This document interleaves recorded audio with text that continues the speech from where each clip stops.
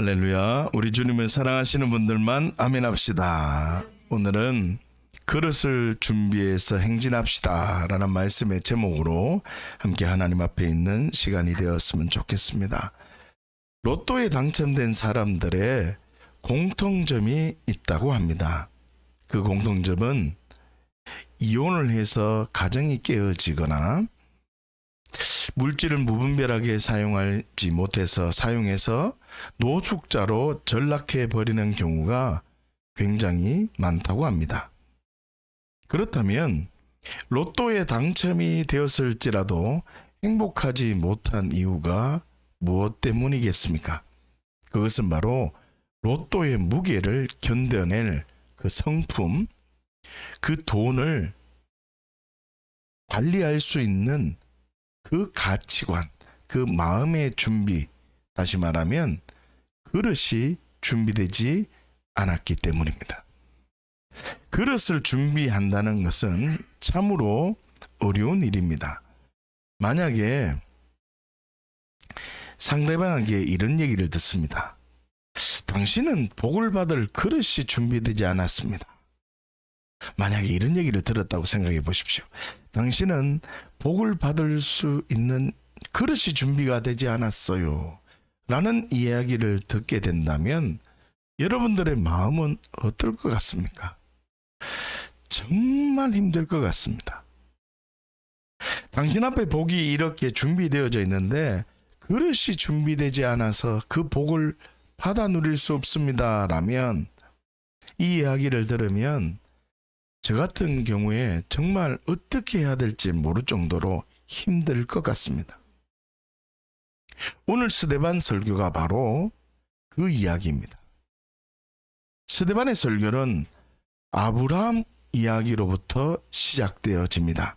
그리고 사도행전 7장 8절 말씀을 보시면 이삭과 야곱 이야기를 잠깐 언급합니다. 야곱 이야기, 이삭 이야기를 잠깐 언급하고는 넘어가 버립니다. 이삭과 야곱은 이스라엘에게 굉장히 중요한 인물입니다. 아브라함의 하나님, 이삭의 하나님, 야곱의 하나님, 이렇게 이름을 부를 만큼 이삭과 야곱은 참으로 중요한 인물임에도 불구하고 이삭과 야곱은 그냥 훅 넘어가 버리고 요셉에 대해서 지금 오늘 본문은 길게 이야기하고 있다는 것입니다. 스데반은 지금 이삭과 야곱을 훅 지나가 버리고 요셉에 대해서 지금 깊이 있게 이야기를 나누고 있다는 뜻은 특별한 메시지가 있다는 뜻입니다. 그것은 바로 그릇입니다. 스데반이 이삭과 야곱을 건너뛰고 요셉 이야기를 지금 하고 있다는 뜻은 스데반의 설교를 듣고 있던 그 대제사장들과 공회원들과 그 이스라엘 백성들에게 너희는 복을 받을 만한 그릇이 아니야, 지금 이야기를 하고 있는 거예요. 그렇기 때문에 이 스데반 설교를 듣던 사람들이 기분이 좋겠습니까? 나쁘겠습니까? 좋을 리가 없습니다. 그러니 재판도 하지도 않고 스데반을 돌로 쳐 죽였다는 것입니다. 사랑하는 주양 가족 여러분, 스데반의 설교를 통해서 믿음의 삶을 살아가는 우리가 그릇이 어떻게 준비되어지고 그 그릇이 어떻게 완성되어지는 것인지를 깨달아야 됩니다. 그러나 많은 사람들이 이 그릇을 너무 추상적으로 생각을 하고 그릇을 잘못 만들어서 하나님께서 우리에게 주신 크고도 놀라운 선물이 있는데 그 선물을 누리지 못한 채 살아가는 허망한 인생을 살아가는 사람들이 너무 많다는 것입니다. 오늘 이 말씀을 통해서 그릇을 준비해서 진정한 행진이 이루어지기를 예수님의 이름으로 축복합니다. 사도행전 7장 9절 말씀, 오늘 본문 말씀인데요. 함께 한번 보십시다. 시작. 여러 조상이 요셉을 시기하여 애굽에 팔았더니 하나님이 그와 함께 계셔. 아멘. 요셉의 형들이 요셉을 시기하였다라고 선언하고 있습니다. 자, 이 형들이 요셉을 시기했던 이유가 무엇 때문일까요? 그 이유를 아셔야 됩니다. 요셉이 형들에게 시기를 받은 이유는 그릇 때문임을 아셔야 됩니다. 다시요. 내 삶 속에 어떤 어려움이 생기면 그릇을 만드는구나. 하나님이 직접 내 삶을 개입하고 계시는구나. 이 사실을 모르면 하나님이 주신 복을 얻지 못한다는 뜻입니다. 다시 말하면 요셉의 형들이 요셉을 시기할 때 요셉이 아버지 야곱을 잘 바라보고 아버지 야곱이 어떤 마음으로 채색옷을 줬는지를 생각하고 하나님께서 채색옷보다 더 귀한 것을 나에게 준비해 놓았다는 그 비밀을 간직한 채 그 시기와 미움과 질투를 이겨냈다면 요셉은 흔들리지도 않았을 것이고 채색옷이 찢겨지지도 않았을 것이고 노예의 옷도 입지 않았을 것이고 죄수의 옷도 입지 않았을 것입니다. 그러나 그 시기를 하나님의 그릇을 만들기 위한, 복을 받기 위한 그릇이라는 그 가치가 없었기 때문에 허망한 인생, 시련에 고통에 환난을 겪어야만 했다는 뜻입니다. 좀 더 보겠습니다.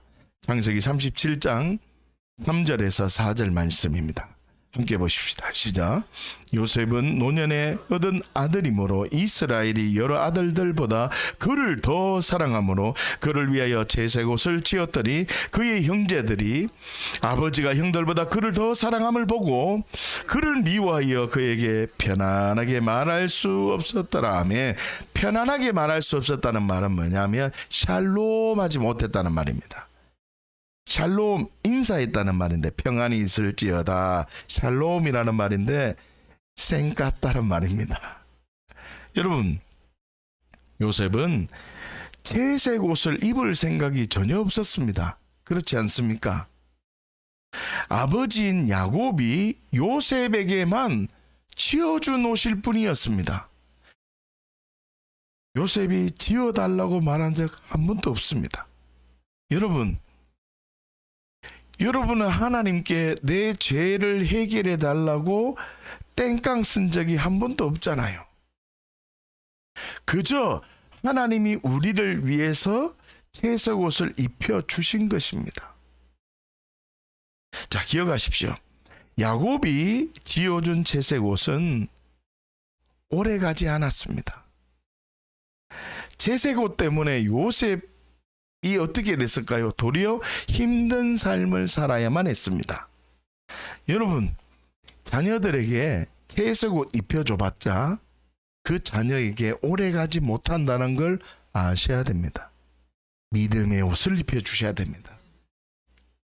그 믿음의 옷, 하나님을 인식하는 옷을 입혀주면 그 옷은 절대로 벗겨지지 않는 옷입니다. 그리고 요셉의 형들 입장에서 한번 생각해 보십시다. 오늘 좀 다양하게 한번 생각해 보자고요. 요셉은 형들이 미워할 수 있는 상황을 만들었다는 것도 생각하셔야 됩니다. 형들이요, 오해할 수 있는 행동을 했다는 것을 알아야만 합니다. 이 말이 뭐냐면 요셉은 그 채색 옷의 무게를 감당하지 못했다는 것입니다. 채색 옷을 입었다면 형들에게도 사랑받을 만한 행동을 했어야만 하는데, 아무리 정의로운 행동일지라도 아무리 바른 말일지라도 형들이 미워할 행동이 있다면 조금 절제할 필요가 있지 않을까요? 그거를 못했다는 것입니다. 여러분, 그리고 또 아버지 야곱이 채색 옷을 지어 주었다면 특별한 날만 입으면 안 됩니까? 특별한 날만 입어도 되는데 어제도 입고 오늘도 입고 내일도 입을 것처럼 매일 입고 다니는 겁니다. 요셉의 행동에 조금 상대방이 오해를 끼칠 만한 일이 있었다는 뜻입니다. 사도 바울은 이렇게 말합니다. 나는 우상의 제물을 먹는다 안 먹는다는 중요하지 않다. 우상의 제물을 먹는 것은 덕이 된다면 먹을 것이요, 덕이 되지 않는다면 먹지 않을 것이다 라고 이야기를 합니다. 아무리 좋은 것이라 할지라도 덕이 되면 하지 말아야 되고 덕이 되면 해야 되는 것인데 그것을 못했다는 것입니다. 그게 바로 그릇입니다. 무슨 뜻입니까? 요셉은 아버지에게 받은 그 채색 옷, 아버지에게 받은 가장 좋은 것을 받았을지라도 사랑받는 법, 다시요, 그 사랑을 유지하는 법을 몰랐다는 겁니다. 유지하는 법을 몰랐기 때문에 다른 사람에 의해서 찢겨버리고 벗겨져 버리고 내 힘으로는 도저히 유지할 수 없었다는 것입니다. 마찬가지입니다. 신앙생활도 마찬가지입니다. 내 믿음, 내가 잘 지키고 싶지요. 저와 여러분들의 소망은 어떤 상황에도 하나님 언제나 옳습니다 고백하며 살아가는 것 아닙니까? 내 삶 속에 예수 그리스도가 주인 되어서 풍성한 열매가 항상 있는 증인의 삶을 살아가는 것 아닙니까? 내가 제자 되고 제자 삼아 하나님의 영광을 나타내는 그 걸음 걷는 게 우리의 꿈이 아닙니까? 우리 교회의 꿈인 우리의 어떤 행동, 어떤 충성이라 할지라도 예수님의 재림 단 1초 앞당기는 게 우리의 꿈이 아닙니까?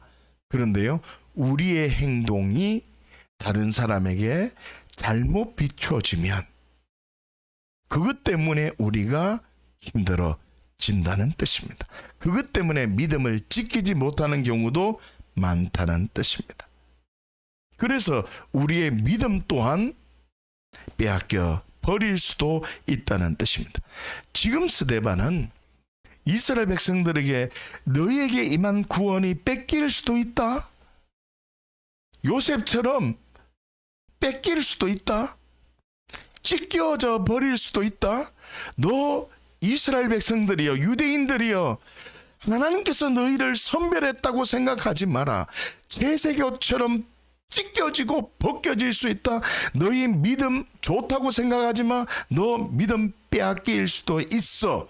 이 말을 지금 하고 있으니 그 말을 들은 이스라엘 백성들이 스데반을 재판도 하지 않고 돌로 쳐 죽여버리는 일이 발생한 것입니다. 자, 그렇다면 형들의 시기는 채색 옷의 무게를 견딜 수 있는 그릇이라는 것입니다.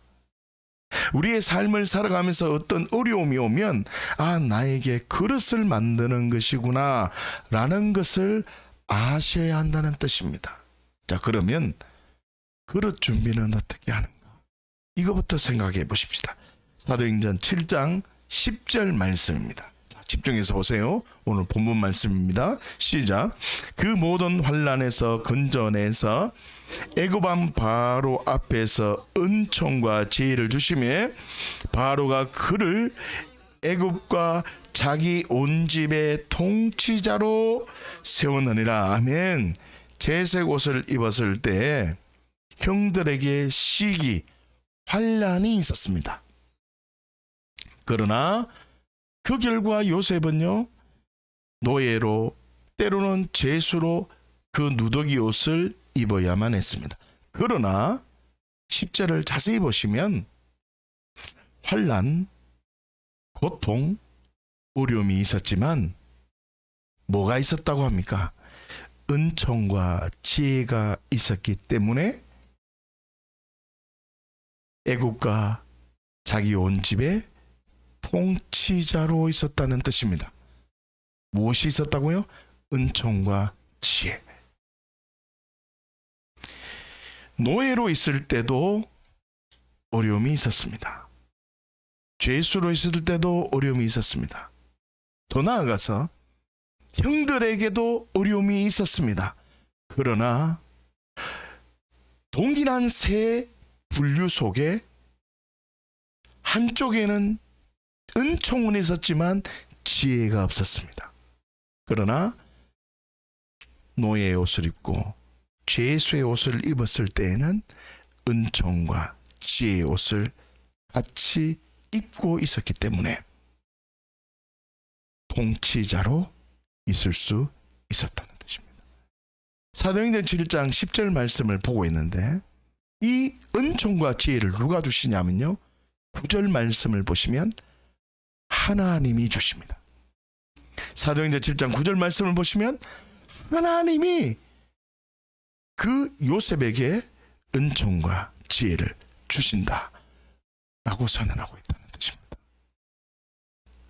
사랑하는 저희 양가족 여러분, 환난과 고통은요 누구나 다 겪습니다. 그러나 이 요셉이 지혜만 있었더라도 이 어려움 속에 하나님이 나에게 무슨 말씀을 하시는 것일까, 이 지혜만 있었더라도, 하나님을 보는 이 가치만 있었더라도 요셉은 더 풍성한 은혜를 누릴 수 있었다는 뜻입니다. 지혜를 사모하십시오. 그 지혜가 바로 그릇을 결정하는 것입니다.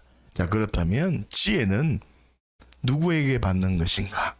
야고보서 1장 5절 말씀을 함께 한번 보십시다. 시작. 너희 중에 누구든지 지혜가 부족하거든 모든 사람에게 후히 주시고 꾸짖지 아니하시는 하나님께 구하라. 그리하면 주시리라. 지혜가 부족하면 하나님과 구해라. 그리하면 주신다. 할렐루야. 아멘. 지혜의 근본은 하나님이다 라고 선언하고 있다는 뜻입니다. 자, 그렇다면 지혜가 왔다는 것을 내가 어떻게 알 수 있는가? 이게 정말 중요합니다. 오늘 말씀의 핵심적인 부분입니다. 많은 사람들이 지혜를 얻어서 그 지혜가 나의 것이 되기를 원합니다. 그런데 많은 사람들이 은총을 받고 있다는 거죠. 야곱에게 요셉은 은총을 채색 옷으로 받았습니다. 그러나 그 은총을 지혜로 발견하고 지혜가 내 삶 속에 하나님의 능력으로 발전되지 못했다는 뜻입니다. 다시요. 그러나 요셉이 노예로 있거나 요셉이 감옥에 갇혀 있을 때에는 하나님의 은총을 통해서, 환경은 야곱의 아들로 있을 때보다 더 안 좋습니다. 그럼에도 불구하고 그 감옥에서 하나님의 은총을 발견하고 그 은총을 지혜로 바꾸어서 그 지혜가 하나님의 능력으로 경험되는 그 비결이 있었다는 뜻입니다. 이 비결을 발견할 때 우리는 믿음이 빼앗기지 않고 요셉처럼 증인의 삶을 걸어가고 요셉처럼 행진할 수 있다는 뜻입니다. 에베소서 1장 17절 말씀으로 우리가 이 말씀을 정리해 보았으면 좋겠습니다. 함께 보십시다. 시작. 우리 주 예수 그리스도의 하나님 영광의 아버지께서 지혜와 계시의 영을 너희에게 주사 하나님을 알게 하시고 할렐루야. 아멘. 하나님으로부터 온 지혜와 계시의 영을 받으면 하나님을 경험하게 된다. 하나님을 알게 된다. 확증하게 된다라고 얘기하고 있습니다. 무슨 뜻이냐면 성령님의 인도하심으로 하나님의 말씀을 믿는 지혜가 임하면, 하나님의 이 말씀을 믿음으로 취하는 이 지혜가 임하면 하나님께서 이 말씀 속에 기록하신 그 하나님을 경험하게 해주신다 라는 말씀이 바로 1장 17절 말씀입니다. 요한복음 6장 68절에서 69절 말씀을 한번 볼까요? 함께 한번 보십시다. 시작. 시몬 베드로가 대답하여 주여 영생의 말씀이 주께 있사오니 우리가 누구에게로 가오리까? 우리가 주는 하나님의 거룩하신 자이신 줄 믿고 알았나이다. 믿고 알았사옵나이다. 할렐루야. 아멘. 믿고 알았다라고 고백하고 있다는 뜻입니다. 말씀을 대하는 태도가 성령 안에서 말씀 자체를 믿는 믿음으로 반응하면, 말씀 자체를 내가 알아가면, 내가 깨달으면 말씀을 믿겠다라는 방식이 아니라 이 말씀을 그대로 순전히 받아들이는 겁니다.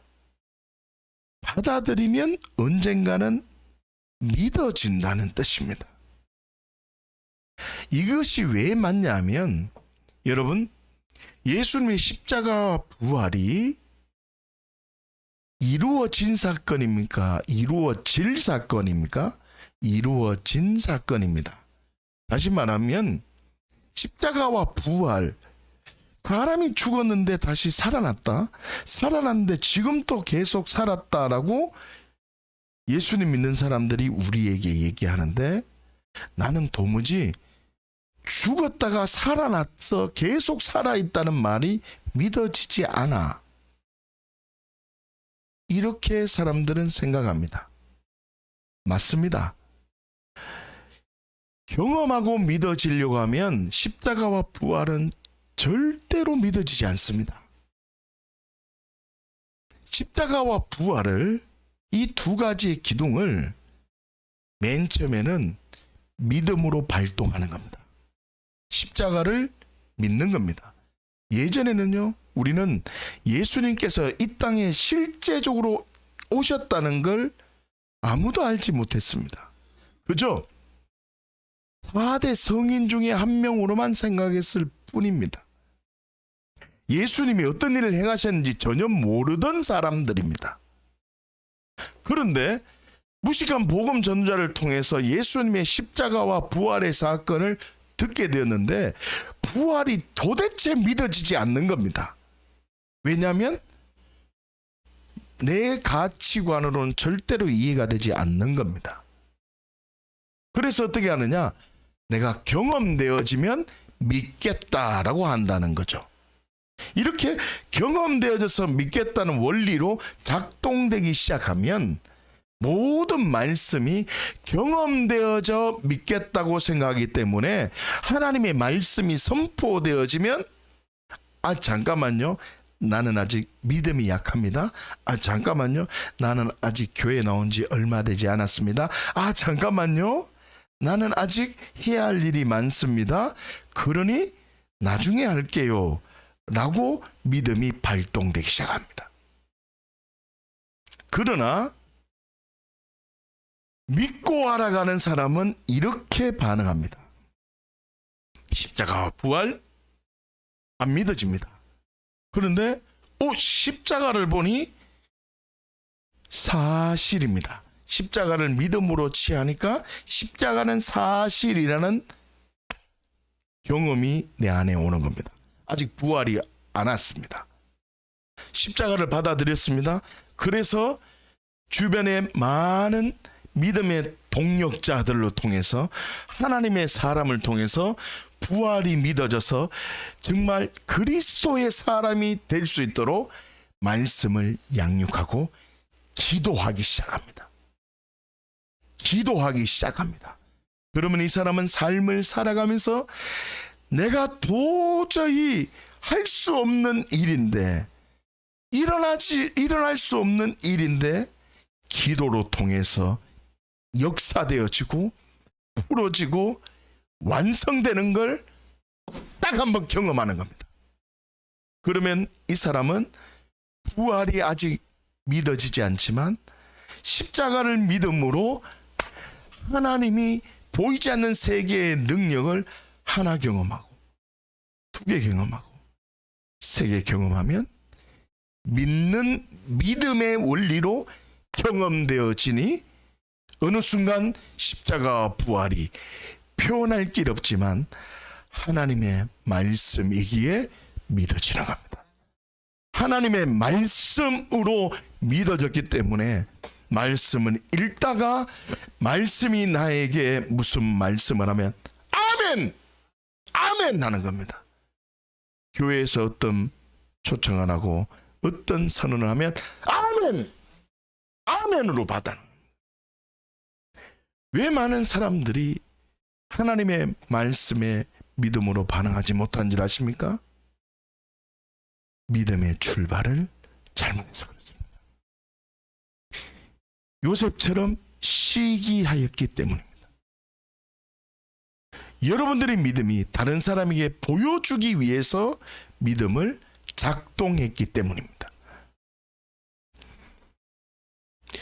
이해할 수 없지만 믿음으로 반응하면 알아지는 은혜, 지혜가 삶 속에 경험되어지는 것입니다. 정리해 보십시다. 채색 옷을 입었던 요셉은요, 삶의 지혜가 부족했습니다.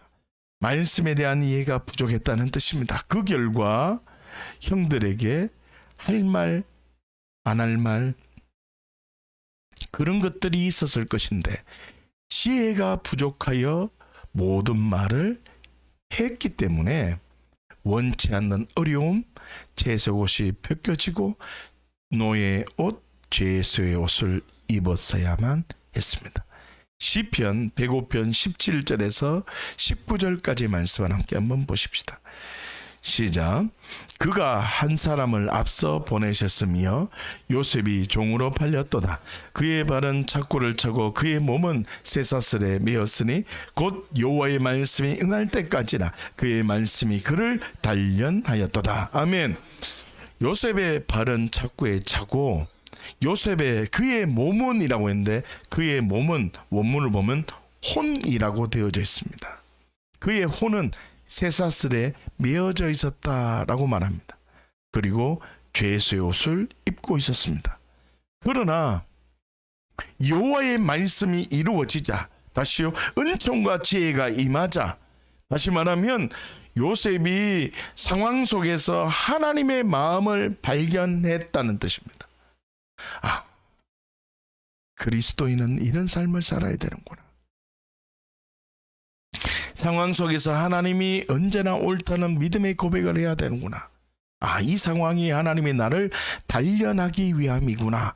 이 사실이 깨달아지자 제수의 옷이 벗겨지고 총리의 옷을 입게 되었다는 뜻입니다. 여러분, 로또에 당첨이 되었지만 인생이 망가지는 이유는 그릇이 준비되지 못했기 때문입니다.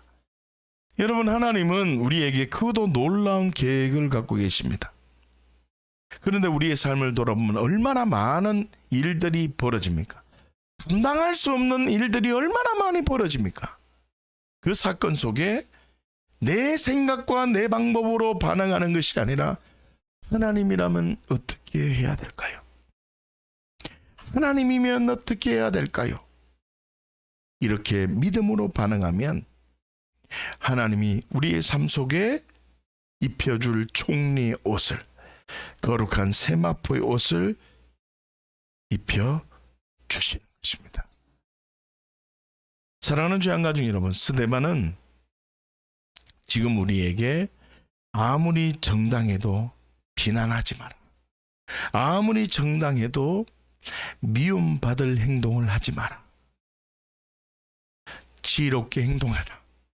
지혜롭게 행동한다는 뜻은 그 상황 속에 하나님의 마음을 발견해라. 그리고 하나님의 말씀을 굳게 붙들면 너 자신에게는 하나님의 말씀에 소망이 가득하고 하나님께는 말씀에 복종하고 이웃에게는 사랑을 실천하며 살아가면 너에게는 반드시 옷이 입혀질 것이다. 말씀은 반드시 이루어지니 그 옷이 입혀질 것이다. 이렇게 지금 선언하고 있는 것입니다. 사랑하는 죄양가족 여러분, 그리스도로 옷 입고 그릇을 준비하십시다. 그러려면 첫 번째 단추가, 그 지혜는 하나님에게 옵니다. 하나님은 우리에게 언제나 은총과 지혜를 부어주십니다. 그 이유는 내가 고민하기 전에 십자가와 부활을 완성해 놓았기 때문입니다. 그런데 우리는 알고 믿으려고 하기 때문에 그릇이 준비되지 않는다, 이 말입니다. 믿고 알아가면 그 하나님께서 우리에게 준비해 놓은 풍성한 열매가 항상 있는 그 복을 누리게 되는 것입니다. 이 복을 누리시는 진정한 행진을 하는 우리 귀한 가족 모두가 되시기를 예수님 축복합니다. 기도하겠습니다.